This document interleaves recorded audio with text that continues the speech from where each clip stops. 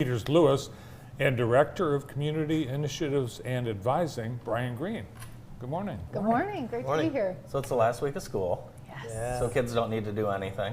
They should rest. They should rest for 10 weeks. Oh my gosh. What's new? What's new over at the College and Career Access Center? Well, it's been a great year. We've had a lot of great programming. Brian's done some wonderful community initiatives, and we've had our Kids to College and Pathways exploratory planning program with 8th graders, our junior visits with the juniors, and then of course our senior, the meat of what we do, our advising. So. Yeah.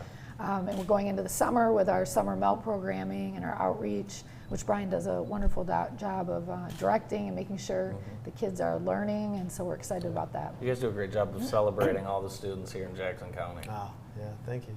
Yeah. You should get with the melted grilled cheese food truck and have them name a... There you go. The summer melt. Tell us, That like would a Cuban replace his sandwich without barbecue. pickle. Right. yeah, what is melt?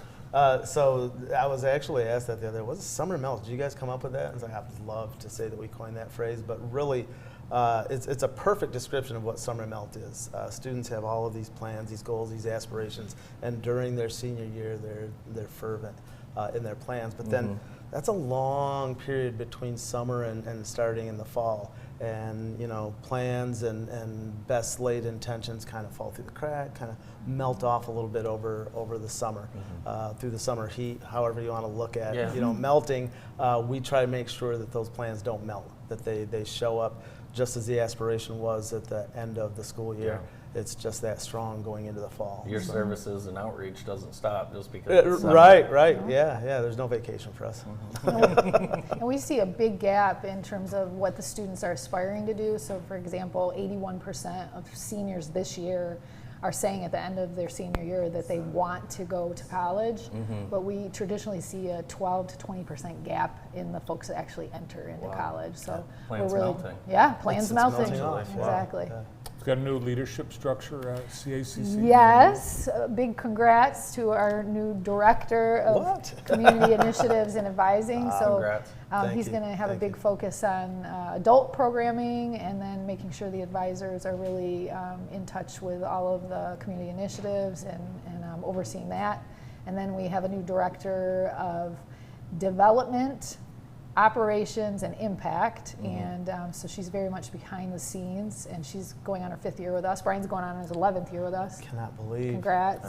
Fist bump on that. 11th Amazing. year. Yeah, that's awesome. Working with a lot of kids. Yeah. Yeah. Over that time. I have been long enough doing what I do that I met students as juniors and seniors in high school, and they're fully into careers with family, married, having children, Right. and That's rewarding, Oh, I it's so imagine. rewarding to be able to tune in with them and have them actually keep in touch and let me know what they're Cool. doing and where they are in life. It's just a blessing. That's awesome. It's corny to say, but I feel blessed and inspired every day that I get to do what I do. It's A lot just of fantastic. a lot of nervousness about federal funding, Yes. Nancy, including the Pell Grant. Yes. I want to put a big plug in about this because it's actually happening as we speak. And if you'd like to advocate for no cuts in the Pell Grant, we would appreciate that. What's happening right now is they're looking at increasing the credit requirement for full-time status from 12 to 15 credits. And that can really affect adult learners who are working and trying to go back to college part-time. Yeah. They're also looking at having tighter restrictions on income eligibility, which would really affect a lot of the low-income students, and then decreasing what part-time looks like, actually eliminating part-time Pell Grant support. So we don't want that, because that is going to affect access and attainment, because affordability is one of the major barriers of going into post-secondary education. And remember, post-secondary education includes skilled trades and 2 to 4 year degrees.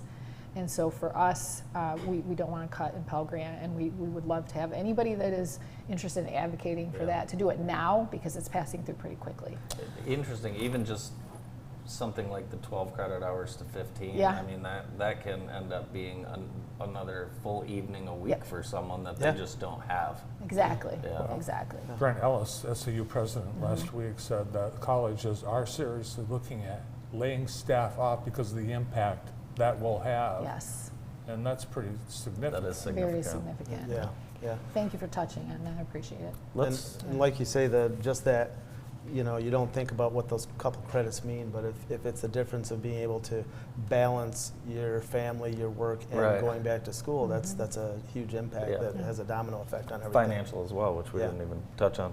How about middle schoolers? Because we don't leave them out at the College and Career Access Center, do we? Brian does Yeah, a I look at him every wonderful day. job. Yeah, we have an exploratory program, and he's expanded our That's partnerships. awesome. So, and- yeah, what can Yeah. middle schoolers take advantage of? The Kids to College, Pathways to Trades. We've been doing this since I began.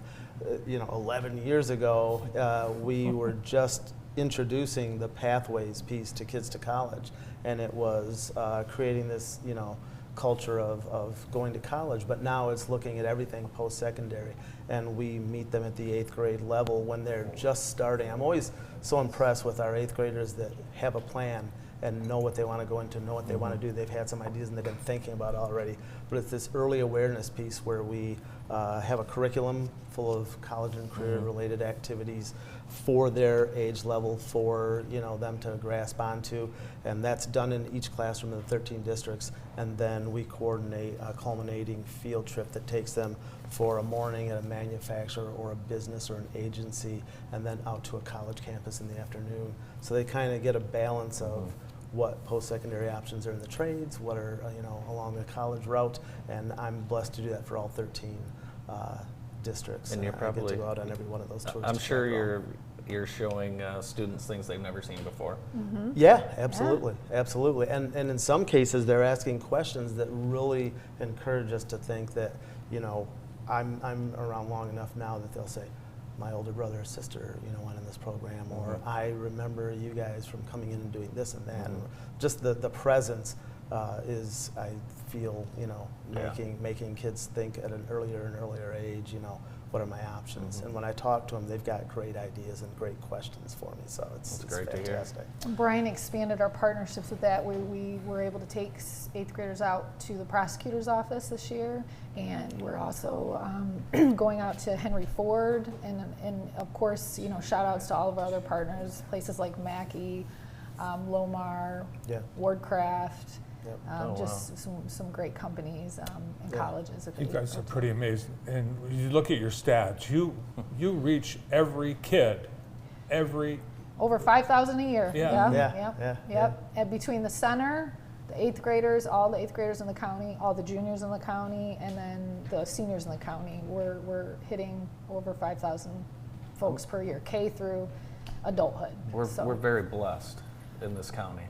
And meeting them and giving this exposure is one thing, but expanding the scope, like you say, to Henry Ford and the prosecutor's office, and I'm now in conversation with the health department, Jackson Health Department. There's so many options. We thought, manufacturing, skilled trades, but there are so many pathways to post-secondary and so many career paths that they can consider.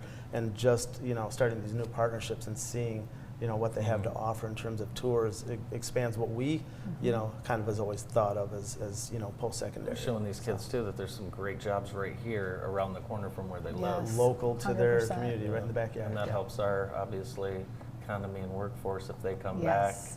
Yes. Yeah. These are Cool. some of the Kids to College and Pathways and junior tours. The juniors go to Albion College, Jackson College, and Spring Arbor University. And Brian does a wonderful job of getting those all together and coordinating those. And you can see some of the tours. The Huron Valley, that's Emergent Health, correct? Yeah.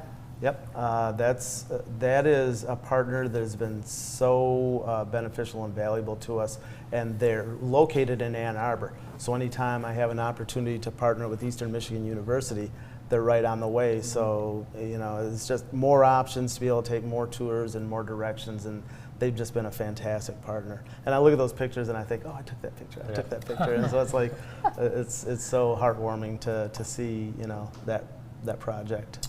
you're in the, I guess, the futures wing at the Jackson Crossing, the target wing. The Target wing, Target the wing. best For wing kids of on the the crossing. target.